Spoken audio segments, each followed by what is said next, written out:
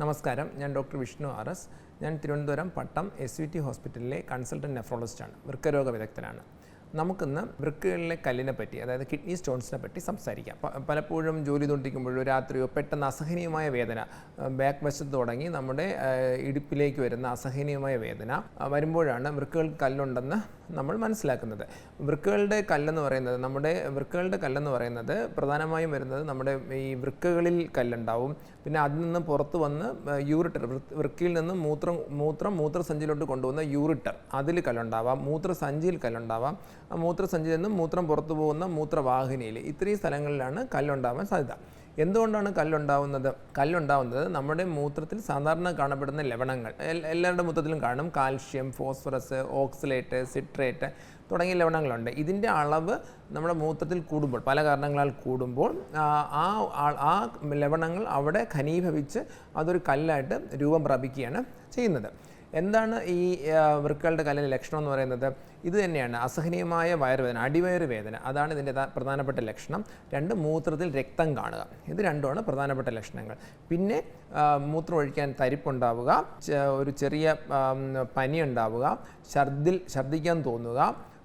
ഇവയ്ക്കാണ് അടുത്ത് വരുന്ന ലക്ഷണങ്ങളെന്ന് പറയുന്നത്. ഈ ഒരു റീനൽ കോളിക് എന്ന് പറയും, അസഹനീയമായ വേദന, മൂത്രത്തിൽ രക്തവും കണ്ടാൽ അത് 90% അത് മൂത്രത്തിലെ കല്ലാകാനാണ് സാധ്യത. അങ്ങനെയാണെങ്കിൽ എന്താണ് ചെയ്യേണ്ടത്? എത്രയും പെട്ടെന്ന് ഏറ്റവും അടുത്തുള്ള ഡോക്ടറെ കാണിക്കുക. അപ്പം ഡോക്ടർ കണ്ടു കഴിഞ്ഞാൽ ഈ സാധാരണഗതിയിൽ വയറിൻ്റെ സ്കാൻ ചെയ്യാനായിരിക്കും പറയുന്നത്, അൾട്രാസൗണ്ട് സ്കാൻ ചെയ്യാനായിരിക്കും പറയുന്നത്. അൾട്രാസൗണ്ട് സ്കാൻ ചെയ്യുമ്പോൾ സാധാരണഗതിയിൽ കല്ലുണ്ടെങ്കിൽ നമുക്ക് അറിയാൻ പറ്റുന്നതാണ്. ഇനി അഥവാ അതിലും കിട്ടില്ലെങ്കിൽ CT സ്കാൻ ചെയ്യുമ്പോഴത്തേക്കും കല്ലുണ്ടെന്ന് അറിയാൻ പറ്റും. കൂട്ടത്തിൽ കിഡ്നിക്ക് ദോഷമൊന്നും പറ്റിയിട്ടില്ലെന്ന് അറിയാൻ വേണ്ടിയിട്ട് സെറം ക്രിയാറ്റിൻ എന്നൊരു ടെസ്റ്റ് ഉണ്ട്. പിന്നെ ഇതിൻ്റെ കൂട്ടത്തിൽ മൂത്രത്തിൽ പഴുപ്പ് വരാറുണ്ട്. മൂത്രത്തിൽ പഴുപ്പ് ഇല്ലെന്നറിയാൻ വേണ്ടിയിട്ട് യൂറിൻ റൂട്ടീൻ എക്സാമിനേഷൻ എന്നിവ, പിന്നെ എത്രത്തോളം ഇൻഫെക്ഷൻ ഉണ്ടെന്ന് അറിയാൻ വേണ്ടി ടോട്ടൽ കൗണ്ട്സ്, സാധാരണ ഈ ടെസ്റ്റിലൊക്കെയാണ് ചെയ്യുന്നത്. ഇത് ഇങ്ങനെയാണ് ആദ്യത്തെ ഫസ്റ്റ് കല്ലുണ്ടാകുന്നത്. പിന്നെ ഇതിൻ്റെ ചികിത്സ എങ്ങനെയാണ് എന്ന് നോക്കാം. ചികിത്സ എന്ന് പറയുന്നത്, ഇങ്ങനെ ഈ വൃക്കകൾക്കുള്ളിലിരിക്കുന്ന കല്ലിന് പ്രത്യേകിച്ച് ചികിത്സ ഉടനെ ചെയ്യാറില്ല. വൃക്കകൾക്കുള്ളിലെ കല്ലിൽ സാധാരണഗതിയിൽ വേദന ഉണ്ടാക്കാറില്ല. വൃക്കയിലെ കല്ല് പുറത്തോട്ട് ചാടുമ്പോഴാണ്, വൃക്കയിൽ നിന്നും മൂത്രസഞ്ചിയിലേക്ക് മൂത്രം കൊണ്ടുവന്ന് കുഴലിലോട്ട് ഇത് ചാടുമ്പോഴാണ് ഈ വേദന വരുന്നത്. അപ്പോൾ ഈ കല്ലിൻ്റെ സൈസ് അനുസരിച്ചാണ് ചികിത്സ പറയുന്നത്. അതായത് 5 മില്ലിമീറ്റർ താഴെ സൈസ് ഉള്ളത് സാധാരണഗതിയിൽ ഈ മൂത്രനാളിയിൽ കൂടി മൂത്രസഞ്ചി വന്ന് മൂത്രത്തിൽ കൂടി പുറത്തു പോകാനുള്ള സാധ്യതയാണ് കൂടുതൽ. പിന്നെ 5 to 10 മില്ലിമീറ്റർ വരെ, 10 മില്ലിമീറ്റർ വരെ ഉള്ള കല്ലുകളെന്ന് പറയുന്നത് സാധാരണഗതിയിൽ പോകാതിരിക്കുകയോ ചെയ്യാം. 10 മില്ലിമീറ്ററിന് മുകളിലുള്ള കല്ലുകൾ സാധാരണഗതിയിൽ പോകത്തില്ല. അപ്പോൾ ഈ 5 മില്ലിമീറ്റർ വരെയുള്ള കല്ലുകളെന്ന് പറയുന്നത് നമ്മൾ പറയുന്നത് ചികിത്സ തന്നെ ആവശ്യമില്ല, നല്ലോണം വെള്ളം കുടിച്ചാൽ മതി, പോകുമെന്നാണ് പറയുന്നത്. 5 to 10 മില്ലിമീറ്റർ വരെയുള്ള കല്ലുകൾക്ക് മെഡിക്കൽ എക്സ്പൾഷൻ തെറാപ്പി എന്ന് പറയും, MET തെറാപ്പി എന്ന് പറയും. അതായത് ഒരു മരുന്ന് കൊടുക്കും. ഈ കല്ല് പെട്ടെന്ന് തന്നെ താഴോട്ട് പോകാൻ വേണ്ടി ഒരു മരുന്ന് കൊടുക്കും. ആ മസിലിനെ റിലാക്സ് ചെയ്യുന്ന ഒരു മരുന്ന് കൊടുക്കും. ആ മരുന്ന് കൊടുക്കുമ്പോൾ ഈ കല്ല് പയ്യെ മൂത്രത്തിൽ കൂടി പുറത്തു പോകും. ഇങ്ങനെ 4 ആഴ്ച വരെ നോക്കാം. ഇങ്ങനെ 4 ആഴ്ച കഴിഞ്ഞ് നോക്കിയില്ലെങ്കിൽ വീണ്ടും സ്കാൻ ചെയ്ത് നോക്കിയിട്ട് അത് അടുത്ത പരിപാടി ചെയ്യേണ്ടതാണ്.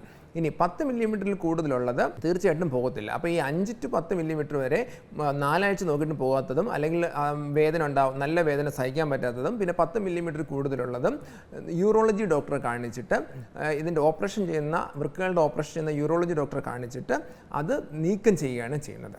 അതിന് പലവിധ മെത്തേഡുണ്ട്. മൂത്രാശയത്തിൽ കൊണ്ട് ഒരു ട്യൂബ് ഇട്ടിട്ട് കല്ല് കണ്ടിട്ട് അതിനെടുത്ത് മാറ്റുക. അതിന് ഷോക്ക് വേവ് കൊടുത്ത് കല്ല് പൊടിച്ച് കളയുക.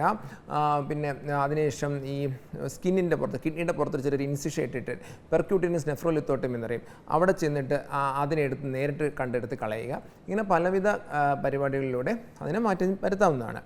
ഇനി ഒരിക്കൽ സ്റ്റോൺ വന്നു കഴിഞ്ഞാൽ സാധാരണഗതിയിൽ നമ്മൾ കൂടുതൽ ടെസ്റ്റുകളൊന്നും പറയാറില്ല, സാധാരണ ക്രിയേറ്റ് അതൊക്കെ ചെയ്യാറുള്ളൂ. പക്ഷേ വീണ്ടും സ്റ്റോൺ വരുന്നവർക്ക് നമ്മൾ കുറച്ച് ടെസ്റ്റുകൾ ചെയ്യേണ്ടതാണ്. ഈ ലവണങ്ങളുടെ അളവ് തുടങ്ങി ടെസ്റ്റ് ചെയ്ത് എന്തുകൊണ്ടാണ് ഇത് സ്റ്റോൺ വരുന്നതെന്ന് കണ്ടുപിടിക്കണം. സാധാരണഗതിയിൽ കൂടുതൽ സ്റ്റോൺ വരുന്നത് കാൽഷ്യം ഓക്സലേറ്റ് സ്റ്റോൺസ് ആണ് വരുന്നത്. ഇത് കാൽഷ്യത്തിൻ്റെ അളവ് മൂത്രത്തിൽ കൂടുമ്പോഴാണ്. പിന്നെ പലതരം സ്റ്റോണുകളുണ്ട്. അപ്പോൾ അതിനെപ്പറ്റി ഡീറ്റെയിൽ ആയിട്ട് പിന്നെ സംസാരിക്കാം. ഇപ്പോൾ ഇങ്ങനെ വരുമ്പോൾ നമ്മൾ കുറച്ച് ടെസ്റ്റുകൾ ചെയ്ത് 24 മണിക്കൂർ മൂത്രമെല്ലാം കളക്ട് ചെയ്ത് എന്തൊക്കെ ലവണങ്ങളാണെന്ന് കണ്ടുപിടിച്ചിട്ട് അതിൻ്റെ പ്രത്യേക ചികിത്സകളൊക്കെ ചെയ്യാൻ പറ്റും. പക്ഷേ കോമൺ ആയിട്ട് പറയുകയാണെങ്കിൽ വൃക്കകളുടെ കല്ല് വരാതിരിക്കാൻ വേണ്ടിയിട്ട് ചെയ്യേണ്ട കാര്യങ്ങളെന്ന് പറയുന്നത്, ഒരു ദിവസം 2 ലിറ്റർ മൂത്രം വരുന്ന രീതിയിൽ വെള്ളം കുടിക്കുക. അതായത് 2.5 ലിറ്റർ വെള്ളമെങ്കിലും ദിവസം കുടിക്കണം. 2.5-3 ലിറ്റർ വെള്ളം, 1 ലിറ്റർ എന്ന് പറയുമ്പോൾ 5 ഗ്ലാസ്, അപ്പോൾ ഒരു 10-15 ഗ്ലാസ് വെള്ളമെങ്കിലും ഒരു ദിവസം കുടിക്കുക. 2 ശരീരത്തിൽ കഴിക്കുന്ന ആഹാരത്തിൽ ഉപ്പിൻ്റെ അളവ് കുറയ്ക്കുക. 3 നമ്മൾ കഴിക്കുന്ന ആഹാരത്തിൽ ആനിമൽ പ്രോട്ടീൻ, അതായത് അത് പക്ഷേ പാലുൽപ്പന്നങ്ങൾ കുഴപ്പമില്ല, മാംസാഹാരങ്ങൾ ഇപ്പോൾ ചിക്കൻ, മട്ടൺ, ബീഫ് തുടങ്ങിയുള്ള അളവ് കല്ലുള്ളവർ കുറച്ച് കുറയ്ക്കുക. പിന്നെ 4 എന്ന് പറയുന്നത് നമ്മൾ ഈ കാൽഷ്യമാണ് കല്ലുണ്ടാക്കുന്നതെങ്കിലും ആഹാരത്തിലുള്ള കാൽഷ്യം കിട്ടുന്നത് നല്ലതല്ല. അതുകൊണ്ട് പാലുൽപ്പന്നങ്ങൾ കഴിക്കുന്നത് വലിയ തെറ്റ് പറയാനില്ല.